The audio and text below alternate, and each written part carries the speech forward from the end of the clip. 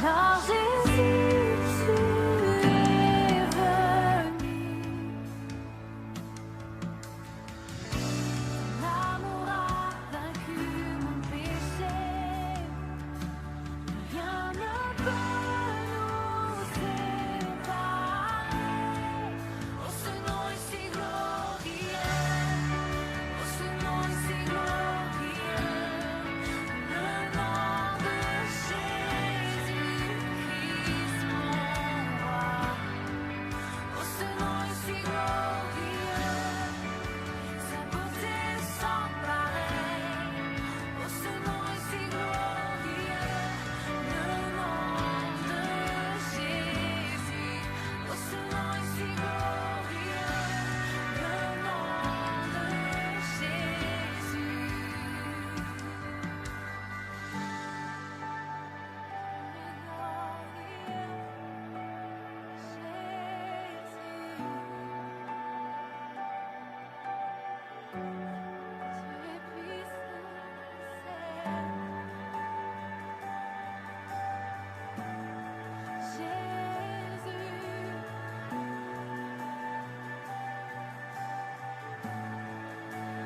La terre a tremblé, le voile s'est déchiré, des amants la mort et le péché. Je chante ta gloire, l'écho de ta victoire, car tu es le roi ressuscité. Tu es sans rival, tu es sans égal, Dieu tu triomphes à tout jamais. À toi soit le règne, à toi soit la gloire, car ton nom surpasse tout autre nom. Oh, ce nom est victorieux, oh, ce nom est victorieux, le nom de Jésus-Christ, mon roi. Oh, ce nom est victorieux, sa puissance est sans pareil. Oh, ce nom est victorieux, le nom de Jésus. Tu es sans rival, tu es sans égal, Dieu tu triomphes à tout jamais. À toi soit le règne, à toi soit la gloire, car ton nom surpasse tout autre nom. Oh, ce nom est victorieux, oh, ce nom est victorieux, le nom de Jésus-Christ, mon roi. Oh, ce nom est victorieux, sa puissance est sans pareil. Oh, ce nom est victorieux, le nom de Jésus. Oh, ce nom est victorieux, le nom de Jésus. Oh, ce nom est victorieux. Nous voici pour notre dernière étude sur le tabernacle. Et on va commencer par la prière, afin que le Seigneur nous bénisse. Seigneur Jésus, sois loué, sois exalté encore, Seigneur, ce soir. Nous voici, Seigneur, réunis pour écouter ta parole, Seigneur Jésus. Approfondir, Seigneur Jésus, ta parole, Seigneur. La méditer, Père éternel, Seigneur Jésus, et que tu puisses faire ton œuvre, Seigneur, dans chacune de notre vie, Seigneur Jésus. Seigneur Jésus, que tout ce que nous entendons, Seigneur Jésus, puisse être gravé au plus profond de nous-mêmes, Seigneur. Que nous puissions rechercher ta face à chaque instant, Seigneur Jésus. Sois loué, sois béni, sois glorifié. Merci, Seigneur Jésus. Est-ce que là où 2 ou 3 sont assemblés en ton nom, Seigneur, tu es au milieu de nous, Seigneur Jésus. Merci, Seigneur Jésus, pour ta présence, Seigneur, dans nos vies, Seigneur, pour ton esprit, Seigneur, qui nous régénère, oh, qui nous fortifie, Seigneur Jésus. Sois béni, Seigneur Jésus. Te demandons cela comme une grâce dans ton beau et précieux nom. Amen. Alors on arrive à la fin de cette description du tabernacle et de ses études. Et le chapitre 40 de l'Exode est le dernier passage et c'est aussi la conclusion du tabernacle. Et dans ce chapitre, l'Éternel va demander à Moïse de le montrer, de montrer tout ce qui est toute la structure du tabernacle afin qu'il lui soit consacré. Et il prévoit de le faire le premier jour de l'an de la deuxième année, depuis que le peuple est sorti du pays d'Égypte. Alors au début de la deuxième année, ils vont consacrer le tabernacle. On voit ça dans Exode 47, le premier jour du premier mois de la seconde année, le tabernacle fut dressé. Alors, c'est vrai que cette première année, depuis qu'ils sont sortis du pays d'Égypte, cette première année a été chargée, nombreuse en événements. Non seulement quand Moïse a été sur le mont Sinaï, ensuite l'épisode du veau d'or, tout ce qui s'est passé jusqu'à la construction et à la finalité de la construction du tabernacle. Alors on a du mal que ça s'est résumé en une seule année, mais c'est comme cela. Et bien souvent, même nous, là on arrive en fin d'année et une année passe si vite. On a l'impression qu'on a commencé l'année hier et on est déjà en fin d'année. Mais il y a tellement, quand on fait une rétrospective de cette année, il y a tellement d'événements qui se sont passés. Mais ça va si vite. Et si on lit à partir de Exode 39, à partir du verset 32 jusqu'à Exode 40, verset 33, on va voir qu'il y a 3 descriptions qui sont faites du tabernacle.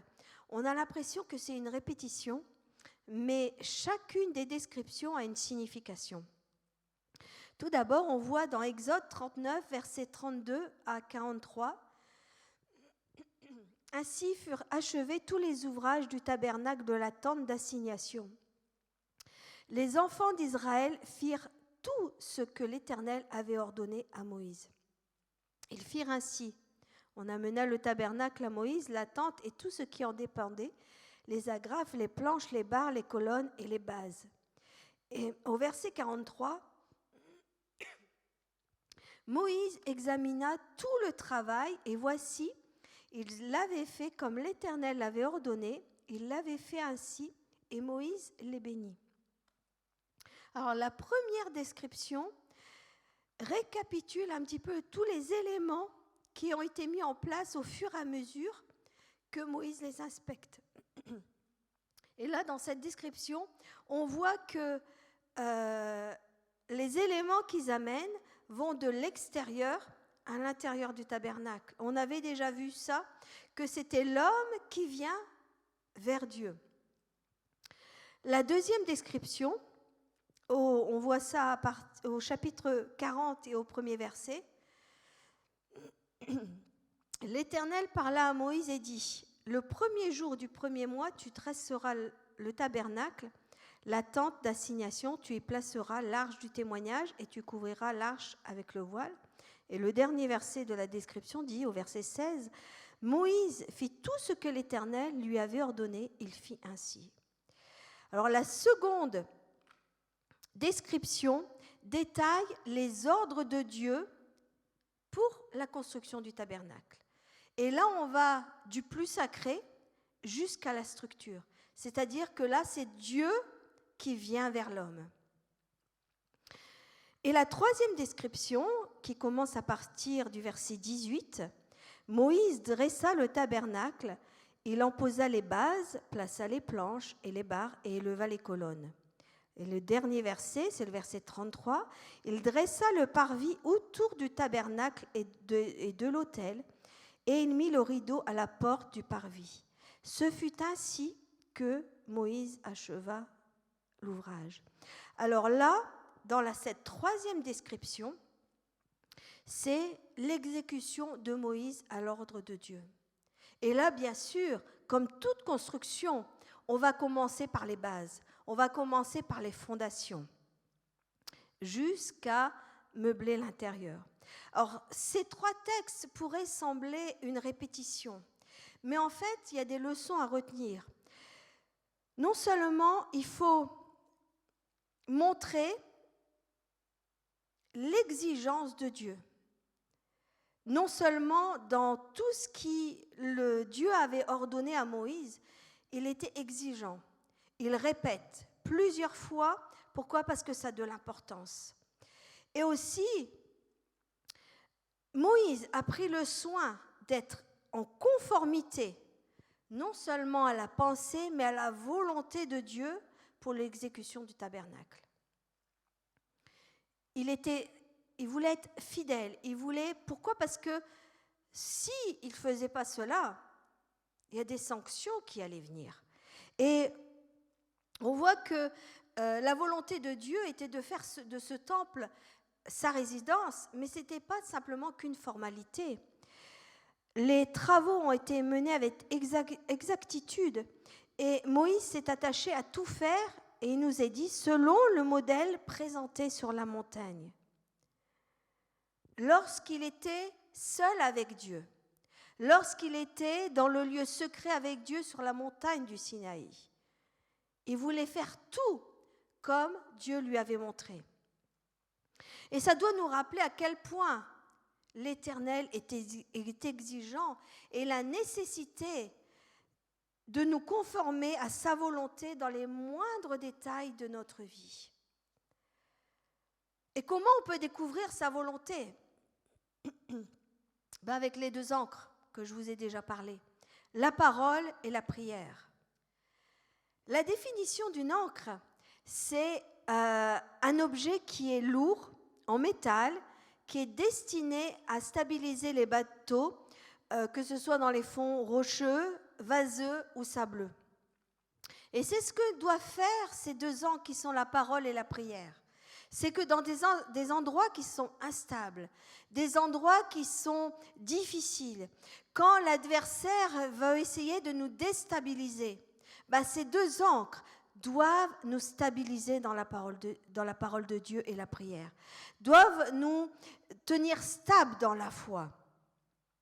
Alors ces deux ancres, et même là pour un bateau, on a deux ancres qui sont différentes. On a une ancre permanente qu'on ne relève pas, et il y a une ancre qui est provisoire, et on appelle ça mouiller le bateau. Et cette ancre qui est provisoire, on l'enlève à notre guise. Mais pour nous, la parole et la prière doivent être des ancres qui sont stables, permanentes. On ne doit pas les enlever ou les utiliser à notre propre guise, quand on en a envie, quand on en a besoin. Mais ce doit être des ancres qui sont permanentes dans notre vie, que l'on utilise quotidiennement. On ne peut pas se contenter d'une foi qui est approximative, d'une connaissance vague du Seigneur Jésus, d'une mise en pratique qui est un petit peu laxiste, qui est en demi-mesure, qui est faite à notre propre guise. Le Seigneur Jésus veut toute notre vie. Il ne veut pas qu'une partie de notre vie, ou ce qu'on veut lui en donner, ou on veut lui donner quand nous on en a envie, quand on le décide. Non, il veut que nous lui abandonnions toute notre vie. Et l'Apocalypse, on a un avertissement là-dessus dans Apocalypse 3,15. « Je connais tes œuvres et je sais que tu n'es ni froid ni bouillant. Puisses-tu être froid ou bouillant ? Ainsi, parce que tu es tiède et que tu n'es ni froid ni bouillant, je te vomirai de ma bouche. » Quel danger! On ne veut pas être tiède, et c'est un petit peu la tendance du monde d'aujourd'hui. Mais on veut être bouillant dans le Seigneur. Pas quand on est dans l'église, mais quotidiennement dans notre vie. Notre vie notre consécration vis-à-vis du Seigneur doit être un brasier qui est toujours en train de brûler.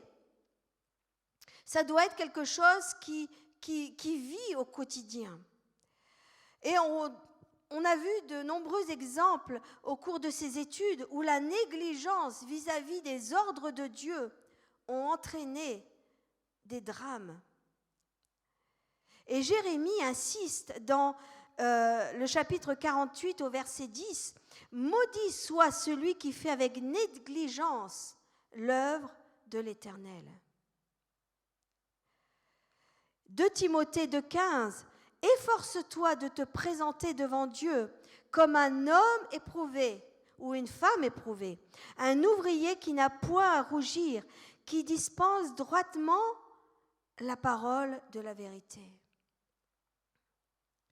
On doit, vis-à-vis du Seigneur, nous présenter avec des œuvres qui sont bonnes. On doit se présenter comme un homme, une femme éprouvée. Quand quelque chose est éprouvé, ça va passer parfois par le feu, par les difficultés, par les épreuves. Quelle va être notre attitude ? Quelles vont être les paroles qui vont sortir de notre bouche ? C'est pour ça que dans notre vie au quotidien, on doit avoir gardé ces deux ancres, la parole et la prière. Pourquoi ? Parce que ces deux ancres vont nous garder dans les bons comme dans les mauvais moments, comme dans les jours heureux comme dans les moments d'épreuve. Et on ne doit pas oublier aussi les mathématiques de Dieu. Tout d'abord, dans Marc 12, 30, là, les scribes avaient entendu Jésus et discuter Jésus, et puis ils s'approchent et commencent à demander à Jésus quel est le premier de tous les commandements. Jésus leur répondit, voici le premier. Écoute Israël, le Seigneur notre Dieu est l'unique Seigneur. Et celle connaissait de la loi. Et au verset 30, tu aimeras le Seigneur ton Dieu de tout ton cœur, de toute ton âme, de toute ta pensée et de toute ta force. Ça, c'est la manière dont on doit aimer Dieu. On doit être bouillant, c'est-à-dire aimer Dieu de tout notre cœur, de toute notre âme, de toute notre pensée et de toute notre force, c'est-à-dire notre être entier, notre vie entière, nos actions entières, nos décisions, tout ce qu'on va faire. C'est dans l'unique but d'aimer Dieu. Et il dit au verset 31, « Voici le second, tu aimeras ton prochain comme toi-même. Il n'y a pas d'autre commandement plus grand que cela. » Et avec ces deux commandements, automatiquement, si on fait ces choses, on va accomplir les 10 commandements qui sont dans l'Ancien Testament. Tu aimeras le Seigneur ton Dieu et ton prochain comme toi-même. Parce que si on fait ces choses, on ne volera pas notre prochain. On ne va pas l'envier. On ne va pas le tuer. Toutes ces choses qui sont décrites dans les 10 commandements. Alors ça doit être comment le Seigneur Jésus a d'abord dédicacé le tabernacle. Ensuite, dans les 5 derniers versets, on voit la réaction de Dieu vis-à-vis de cette construction. On voit dans Exode 40, à partir du verset 34, « Alors la nuée couvrit la tente d'assignation et la gloire de l'Éternel remplit le tabernacle. Le Seigneur agréait le tabernacle. Le Seigneur agréait ce qui avait été construit. Pourquoi ? Parce qu'ils avaient tout fait selon ses directives, avec précision. Au verset 35, Moïse ne pouvait pas entrer dans la tente d'assignation parce que la nuée restait dessus et que la gloire de l'Éternel remplissait le tabernacle. Aussi longtemps que durèrent leurs marches, les enfants d'Israël partaient quand la nuée s'élevait de dessus le tabernacle. Et quand la nuée ne s'élevait pas, ils ne partaient pas, jusqu'à ce qu'elle s'élevât. La nuée de l'Éternel était de jour sur le tabernacle, et de nuit il y avait un feu aux yeux de toute la maison d'Israël pendant toute leur marche. L'Éternel descend sur le tabernacle de façon visible, et il y reste. De façon visible par cette nuée. Et on voit au verset 35, que Moïse ne pouvait pas rentrer dans la tente, tellement la gloire de l'Éternel remplissait le tabernacle. Pourtant, Moïse était déjà habitué à la présence de Dieu, à la gloire de Dieu. Mais là, c'était quelque chose encore de plus fort. Il inaugurait, il approuvait que ce tabernacle était sa résidence. C'est là où il allait habiter avec son peuple. Dieu était présent et chacun le constatait. Il n'était plus un Dieu invisible, mais par la nuée, il montrait sa présence. Alors quand on voit au verset 35 que Moïse ne pouvait rentrer dans sa présence, tellement que sa gloire remplissait ce lieu, tout de suite, on peut imaginer combien, dans l'Apocalypse, il nous faisait parler de Saint, Saint, Saint est l'Éternel des armées. Dieu est saint. Et nous devons nous sanctifier pour entrer dans sa présence. On doit être un peuple qui est saint. Alors, il y avait la colonne de nuée le jour et la colonne de feu la nuit. Et lorsque cette présence s'est levée, c'était le signal que le peuple devait lever le camp.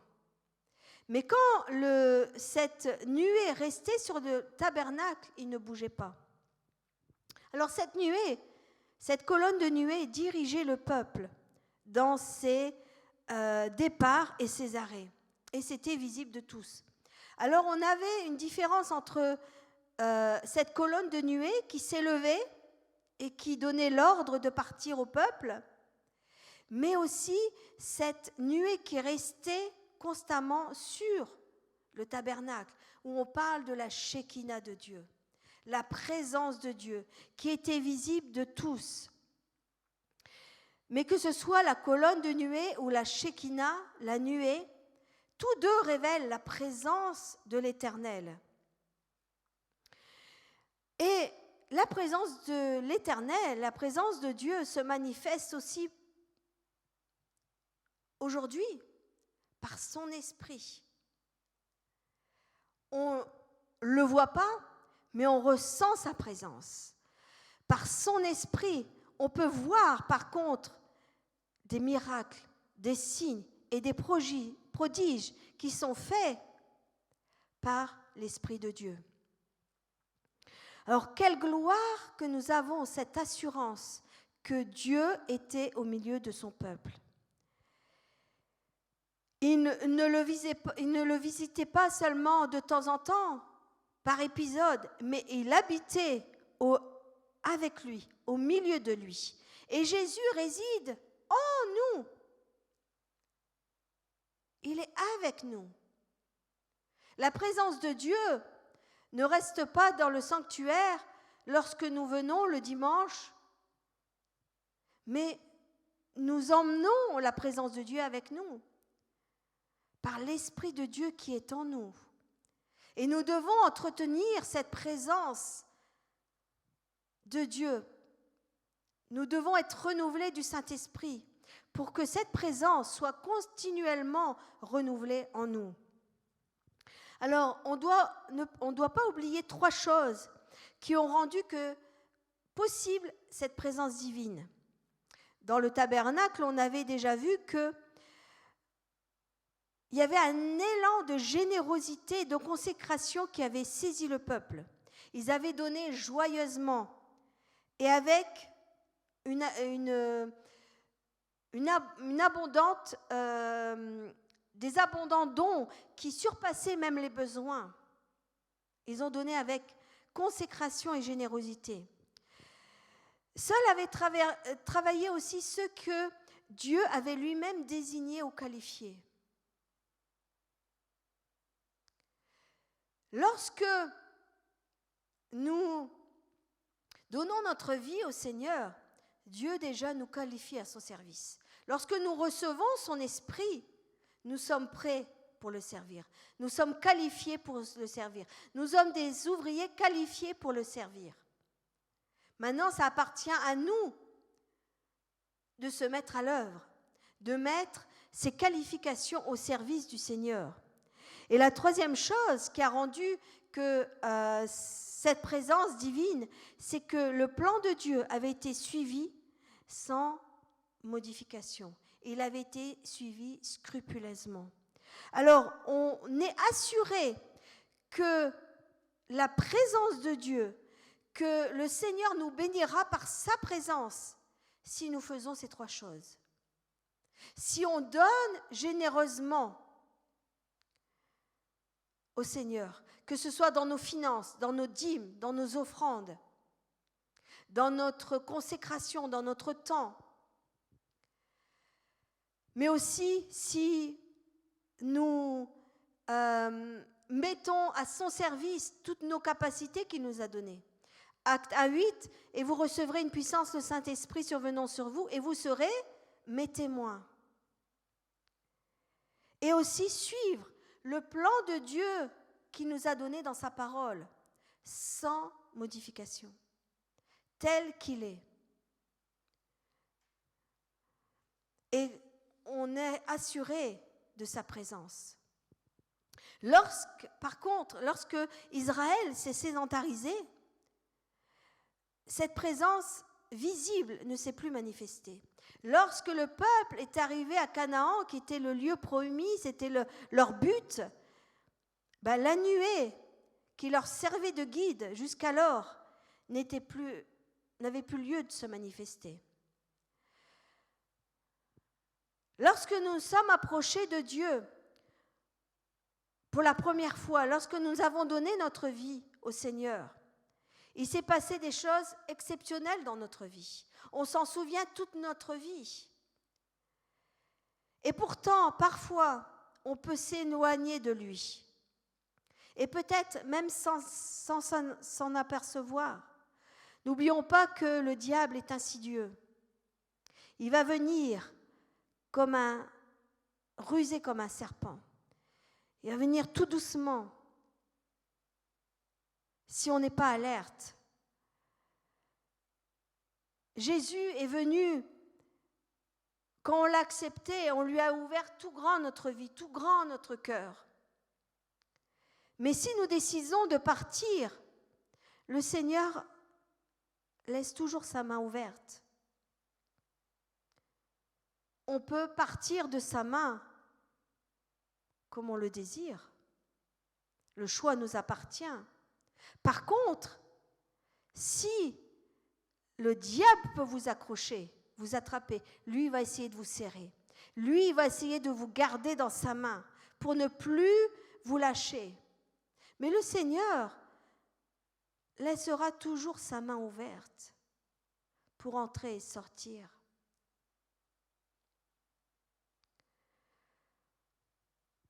Alors on doit faire attention qu'on ne se refroidisse pas, que notre flamme pour le Seigneur soit toujours en feu, de ne pas être tiède, mais être bouillant. Parce qu'on peut même venir à l'église, prier pour les repas, mais s'éteindre tout doucement. Pourquoi ? Parce qu'on fait ça par routine. Alors si c'est le cas, on doit se ressaisir, crier à Dieu. Et n'oublions pas qu'il est compatissant et miséricordieux. Et qu'il a toujours une joie lorsque un cœur repentant revient à lui. Et il appelle toujours son enfant à revenir à lui, à se reconsacrer à nouveau. Aujourd'hui, si vous entendez sa voix, n'endurcissez pas le cœur. Et Matthieu 12, 20 nous dit, « Il ne brisera point le roseau cassé, et il n'éteindra point le lumignon qui fume, jusqu'à ce qu'il a fait triompher la justice. » Le Seigneur n'éteint pas le lumignon qui fume. Il laisse libre et il nous appelle à revenir à lui. Et si ce n'est pas le cas, si on ne s'est pas éloigné du Seigneur et qu'on vit une vie puissante de foi, merci Seigneur, mais veillons, veillons, car c'est à l'heure où nous ne s'y attendrons pas que le voleur viendra. On doit toujours être alerte. On ne doit pas se baser sur nos acquis. On dit « Oh, moi c'est OK. Moi, c'est bon. Moi, il n'y a pas de problème. Moi, je suis assez fort. » Si c'est votre discours, attention. 1 Pierre 1,5 nous dit « Soyez sobres, veillez. Votre adversaire, le diable, rôde comme un lion rugissant, cherchant qui le dévorera. Résistez-lui avec une foi ferme, sachant que les mêmes souffrances sont imposées à vos frères dans le monde. Le Dieu de toute grâce qui vous a appelés en Jésus-Christ à sa gloire éternelle, après que vous aurez souffert un peu de temps, vous perfectionnera lui-même, vous affermira, vous fortifiera et vous rendra inébranlable. Ça, c'est le but du Seigneur dans notre vie. C'est qu'il nous affermisse, qu'il nous fortifie et qu'on puisse être inébranlable. Et cela est possible avec les deux ancres, la parole et la prière et la parole. Deutéronome 11, 13, « Si vous obéissez à mes commandements que je vous prescris aujourd'hui, si vous aimez l'Éternel votre Dieu, et si vous le servez de tout votre cœur et de toute votre âme, je donnerai à votre pays la pluie en son temps, la pluie de la première et de l'arrière-saison. Et tu recueilleras ton blé, ton mou et ton huile. Je mettrai aussi dans tes champs de l'herbe pour ton bétail, et tu mangeras et te rassasieras. Gardez-vous de laisser séduire votre cœur, de vous détourner, de servir d'autres dieux et de vous prosterner devant eux. » Là, c'est clair. Si vous obéissez à mes commandements, le Seigneur nous donne ses bontés en abondance, ses bénédictions en abondance. Mais on doit veiller. Gardez-vous de laisser votre cœur se séduire. Et Hébreux 3,15, « Aujourd'hui, si vous entendez sa voix, n'endurcissez pas vos cœurs, comme lors de la révolte. » Notre destinée n'est pas d'être une proie, mais c'est d'être victorieux en Jésus. Ne pas être toujours dans la défense, mais on doit être un attaquant par l'épée qui est la parole de Dieu. L'épée de l'esprit qui est la parole de Dieu. Satan est sous nos pieds. Il n'a plus de pouvoir sur nous. Mais nous devons toujours garder à l'esprit que nous sommes victorieux en Jésus. Nous avons la victoire. Nous avons la victoire en Jésus. Si nous gardons sa parole dans notre vie, dans notre cœur, si nous sommes renouvelés dans le Saint-Esprit. Sans cela, on ne peut pas y arriver. C'est seulement par ces deux ancres. Merci Seigneur pour ce qu'il nous donne comme arme. Relisez un petit peu Éphésiens 6 avec tout l'équipement que le Seigneur nous a donné, l'équipement du chrétien, l'armure du chrétien. C'est comme cela qu'on doit se revêtir chaque jour. Pour terminer, j'aimerais aussi aborder quelques absences dans le tabernacle. Tout d'abord, il y avait une absence de degré. On avait déjà vu ça, qu'il n'y avait pas de marche, il n'y avait pas d'escalier. Et dans la plupart des temples païens, on trouvait des marches, on appelle ça des degrés, pour accéder aux autels. Mais dans le tabernacle, Dieu n'avait pas prévu ces choses-là, rien de semblable. Il n'existait aucune différence de niveau entre les différentes parties. Rien ne surélevait l'autel des holocaustes du lieu saint et du lieu très saint. Ils étaient à la même hauteur que le parvis. Dans le tabernacle, les prêtres n'avaient pas à s'élever.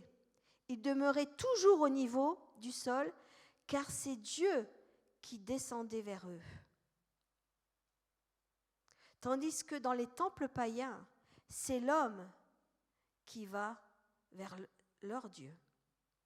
Mais Dieu descend vers nous. C'est Jésus qui est venu jusqu'à la croix pour nous sauver. Alors, cette absence de marche dans le tabernacle souligne cette glorieuse vérité que Dieu s'abaisse vers l'homme. Pourquoi ? Parce que l'homme, de lui-même, est incapable de s'élever vers lui. Alors que nous étions encore des pécheurs, Christ est mort pour nous sauver. Et Jean 12, 32 nous dit « Et quand j'aurai été élevé, j'attirerai tous les hommes à moi. » Il y a une deuxième raison aussi pourquoi il n'y avait pas de marche ou d'escalier. C'était, qui est étroitement, bien sûr, relié à la première, c'est que tu ne monteras pas à mon autel par des degrés afin que ta nudité ne soit pas découverte. Dans la présence de Dieu, on ne vient pas n'importe comment. Rien ne doit faire obstacle à l'adoration qui est due à Dieu. Rien de ce monde ne doit faire obstacle à notre adoration. Rien de ce monde ne doit rentrer dans le sanctuaire de Dieu. J'ai entendu ce matin à la radio quelque chose qui fait un petit peu scandale, c'est que Neymar, qui est un footballeur du PSG, va faire une fête avec 500 invités pour le Nouvel An. Bien sûr, ça fait scandale en cette période de Covid. Et parce qu'il est censé montrer l'exemple, un certain exemple dans ce monde, il a donné comme ordre que tout le monde laisse son portable au vestiaire. N'entre pas pour prendre des photos et que ça fasse encore un plus grand scandale. Bon, ça fait déjà un scandale. Et je me suis posé la question, si déjà Neymar demande à chacun de déposer au vestiaire son portable avant de rentrer dans une fête, est-ce que nous, alors exceptionnellement j'ai ramené mon portable, mais normalement je ne ramène pas mon portable dans le sanctuaire. Est-ce que nous, on ne peut pas laisser notre portable au vestiaire avant qu'on rentre dans le sanctuaire ? Rien dans le sanctuaire de Dieu rien de ce monde ne devrait rentrer dans le sanctuaire. Là où la sainteté de Dieu est, là où la présence de Dieu est. On doit faire attention. Venons. Bien sûr, on va me dire, ah bah oui, mais j'ai ma Bible. Reprenez votre Bible, la parole de Dieu. Rien n'équivaut à la parole de Dieu. Le livre qui est saint. On parle de sainte Bible. Ce livre est saint. Pourquoi ? Parce que c'est la parole qui sort de la bouche de Dieu. Alors, il n'y avait pas de degré dans le sanctuaire. Il n'y avait pas aussi non plus de plancher. Dans tout le tabernacle, depuis le parvis jusque dans le lieu très saint, on marchait sur du sable, le sable du désert. Il n'y avait rien pour protéger les pieds du sable, au contact du sable. Alors, essayons de nous représenter le lieu très saint. Autour de nous, nous n'avons que de l'or. L'or des cloisons, l'or de l'autel, l'or de la lampe, l'or de la table. Au-dessus de nos têtes, on voit des fines étoffes de couleurs éclatantes, brodées d'or. Tout est magnifique, recouvert d'or. Et si nous abaissons nos regards, on voit un contraste saisissant, que du sable. À nos pieds, il n'y a que le sol du désert. Rien pour atténuer cet aspect qui est inégal, rude. Tout comme le tabernacle reposait directement sur le sol, néanmoins, les bases du tabernacle étaient solides. Pourquoi ? Parce que tout nous représentait Jésus, qui est la pierre angulaire. Pareil, l'Église ne flotte pas dans le ciel comme ça, mais elle a sa base momentanée sur la terre. Et notre base doit être solide. Jésus est notre pierre angulaire. Bien sûr, un jour, l'Église sera enlevée, mais en attendant, on est établi dans le monde.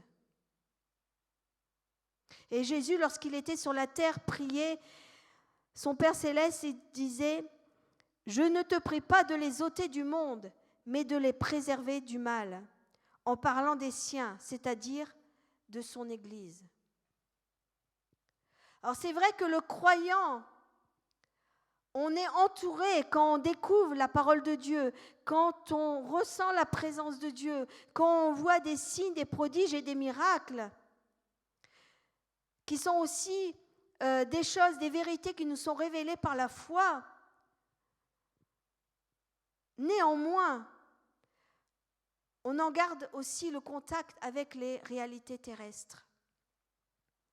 Et on peut définir un petit peu le chrétien qui a la tête dans les cieux, mais les pieds sur la terre. Alors, dans ce monde dans lequel nous sommes plongés, on est de ce monde, on est dans ce monde, mais on n'est pas du monde. On ne doit pas se comparer au monde. On ne doit pas faire les choses du monde. Un chrétien ne doit pas être comme une éponge que vous plongez dans l'eau, qui se gorge d'eau. Comme cette éponge qui va se gorger du monde. Non, on doit être comme cette pierre qui est solide, qui est dans le monde, qui est dans l'eau, mais qui ne va pas être imprégnée par le monde. Ça, c'est l'Église. Elle peut être à la fois dans le monde et en dehors du monde. Et parce que nous avons un travail à faire dans ce monde. Tant que le Seigneur ne revient pas nous rechercher son Église, on a un travail à faire dans le monde. Éphésiens 5,15. Prenez donc garde de vous conduire avec circonspection, non comme des insensés, mais comme des sages. Rachetez le temps, car les jours sont mauvais. Et Colossiens 4,5, conduisez-vous avec sagesse envers ceux du dehors et rachetez le temps. On doit racheter le temps. Plus que jamais. Déjà là, on parlait des jours mauvais. Mais encore plus à notre époque. Encore plus en 2020. Et on ne sait pas encore ce que va nous réserver 2021. Mais les jours sont mauvais. Rachetons le temps. Laissons le monde de côté.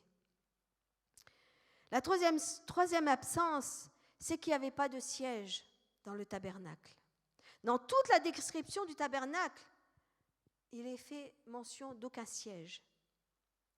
On avait des tables, là où ils posaient les sacrifices pour les découper et tout ça, mais il n'y avait aucun siège. Alors il semblerait qu'on ne s'assied pas dans la demeure de Dieu. Alors, il n'y a pas de raison vraiment concrète, mais sans doute, l'une des raisons de cette absence était le respect dû à un tel lieu.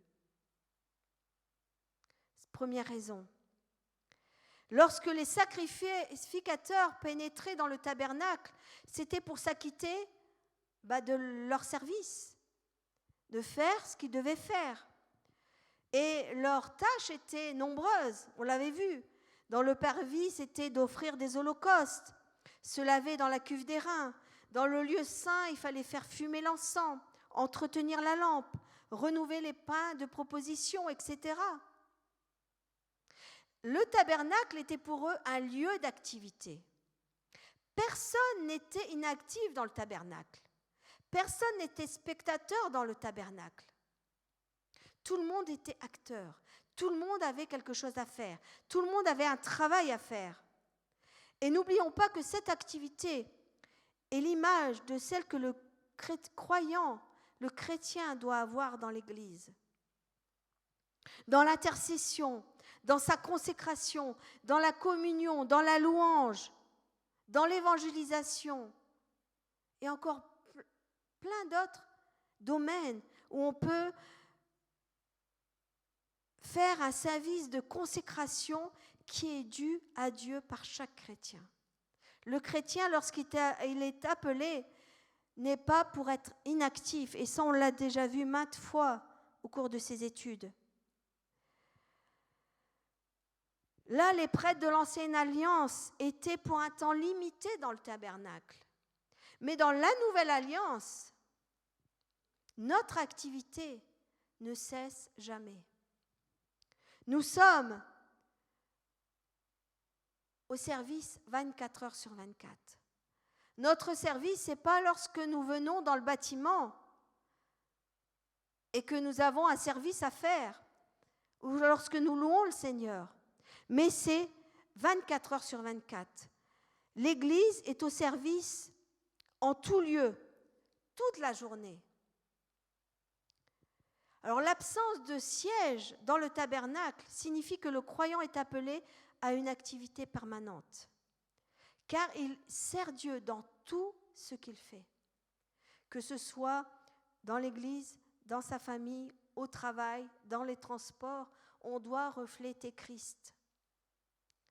Alors pas besoin de siège là où il n'est pas permis de s'asseoir. Travail, travail, travail. Tant qu'on sera sur la terre, nous devons être au travail. Nous devons être actifs. Ecclésiaste 9:10, tout ce que sa main trouve à faire, fais-le avec ta force. Fais-le. Car il n'y a ni œuvre, ni pensée, ni science, ni sagesse dans le séjour des morts où tu vas. L'avant-dernière absence, c'est l'absence de fenêtre. Pas de fenêtre. Aucune lumière extérieure ne pouvait pénétrer.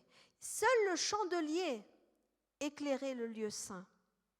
Les planches, on avait vu qu'ils étaient parfaitement jointes par des barres transversales.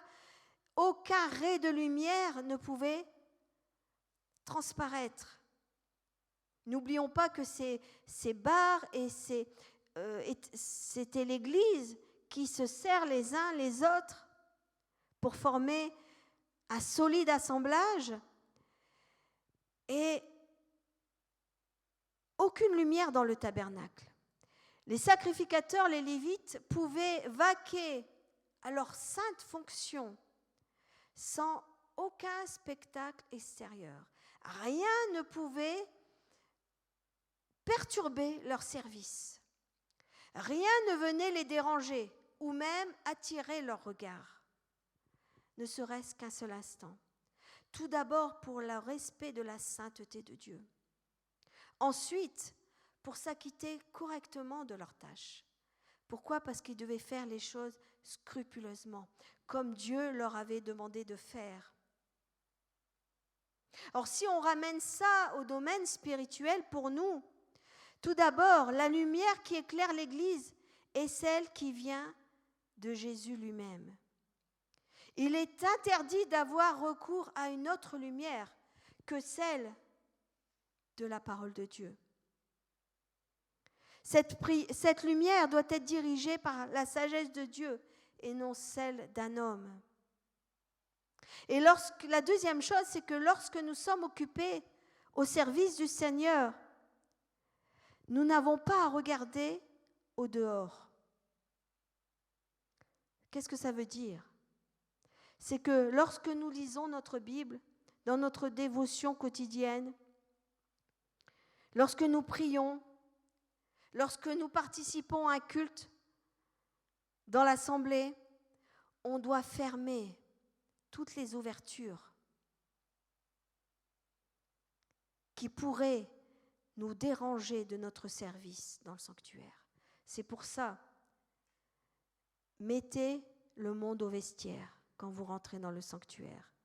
Éteignez toute distraction, que ce soit dans votre maison lorsque vous regardez un service en ligne ou une étude biblique, ou quand vous faites votre dévotion, éteignez tout ce qui pourrait être un sujet de distraction. Pourquoi ? Parce que ce qu'on est en train de faire est important. Et la chose la plus importante, ne laissons rien nous perturber. Notre service sinon sera amoindri. L'édification ne sera pas complète et Dieu n'est pas glorifié dans ces moments-là. Alors ne laissons pas perturber par quoi que ce soit lorsqu'on vient dans la présence de Dieu, que ce soit à l'église ou que ce soit dans la maison. Mettons le monde de côté. Laissons le monde au vestiaire. Ne rentrons pas dans la présence de Dieu avec quoi que ce soit qui pourrait nous perturber. Et la dernière chose, c'est qu'il n'y avait pas de serrure ou de verrou. Il n'y en avait aucun. D'ailleurs, on n'aurait pas pu les fixer. Pourquoi ? Parce que les portes, il n'y avait pas de porte, c'était des rideaux qui étaient faciles à soulever. Il n'y avait pas de serrure. Pourquoi ? Parce que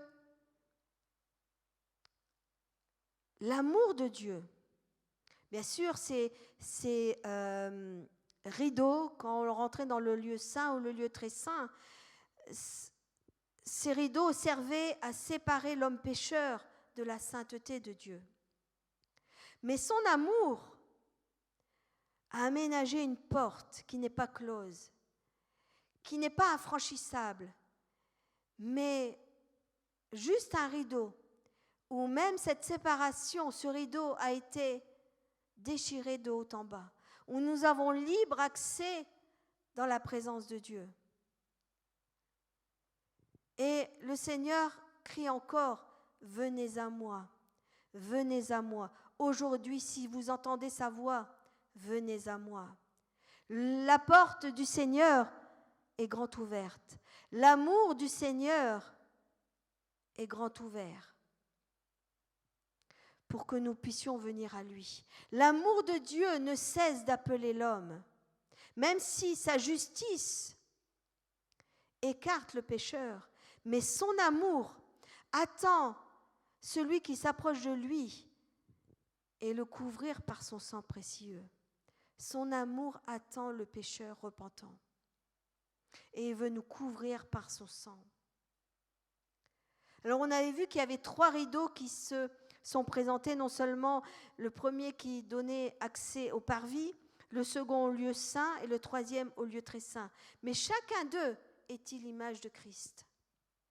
Tout l'itinéraire de notre vie spirituelle ne peut passer que par Jésus. Du commencement jusqu'à la fin, c'est Jésus et Jésus seul. Nous ne pouvons réaliser aucun progrès en dehors de Jésus, en dehors de son intervention. Tout ce que vous faites, faites-le en mon nom, au nom de Jésus. Et tout pas en avant est fait en lui.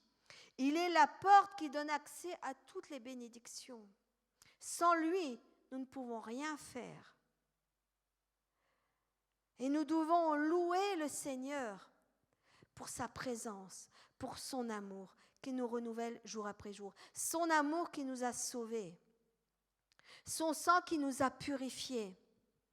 Et 1 Timothée 1,17 nous dit « Au roi des siècles immortels, invisible, seul Dieu, soit honneur et gloire au siècle des siècles. Amen. » Est-ce qu'on ne peut pas louer le Seigneur ensemble pour le remercier pour sa grâce, pour sa parole, pour sa présence, pour la vérité qu'il nous a révélée? Louons le Seigneur ce soir. Levez vos mains là où vous êtes et remerciez le Seigneur pour sa présence, pour l'œuvre qu'il a accomplie dans votre vie et dans ma vie. Louez le Seigneur pour tout ce qu'il vous révèle jour après jour, pour ses merveilleuses promesses. Seigneur Jésus, je veux te louer ce soir. Je veux te remercier pour ta bonté, pour ta grâce, Seigneur Jésus. Merci parce que tu nous révèles, Seigneur, jour après jour, comment, Seigneur Jésus, ton amour s'est manifesté en chacun d'entre nous. Seigneur, et encore ce soir, tu vas appeler quelqu'un qui n'a pas donné sa vie à toi. Seigneur, touche les cœurs. Si nous sommes éloignés de toi, Seigneur, nous voulons nous rapprocher de toi. Être comme cet enfant prodigue qui revient avec un cœur repentant. Et toi, tu es là, Seigneur Jésus, les bras grands ouverts pour nous accepter, Seigneur. Viens bénir chacun de mes frères et sœurs, Seigneur Jésus, ce soir. Bénis-les. Tu connais les moindres de leurs prières, les moindres de leurs difficultés, les moindres de leurs épreuves, Seigneur Jésus. Viens, Seigneur Jésus, les conduire, les diriger, renouveler leur force, Seigneur Jésus. Merci parce que nous pouvons puiser nos forces en toi. Nous avons tout en toi, Seigneur Jésus. Tu es celui qui sauve, qui guérit, qui bénit, qui régénère. Merci, Seigneur, pour ta présence qui est en nous par ton esprit, Seigneur Jésus. Bénis chacun d'entre nous ce soir, Seigneur Jésus, et que ton nom soit loué, adoré, exalté. Merci, Seigneur Jésus. Et j'espère que, vous savez, il y aurait encore tant de choses à dire sur le tabernacle, mais relisez les chapitres. Et vous allez encore découvrir d'autres choses que le Seigneur veut vous révéler. Pourquoi ? Parce que la parole de Dieu est remplie de richesses. Alors, on termine cette série d'études sur le tabernacle, mais la semaine prochaine, on commence une nouvelle série d'études sur 2 Corinthiens, et le thème de ce livre, c'est « Soyez encouragés ». Alors surtout, ne les manquez pas, ces études, afin d'être encouragés avec le Seigneur. Être encouragés par ses promesses, par sa parole. Alors ça, c'est à partir de mardi prochain.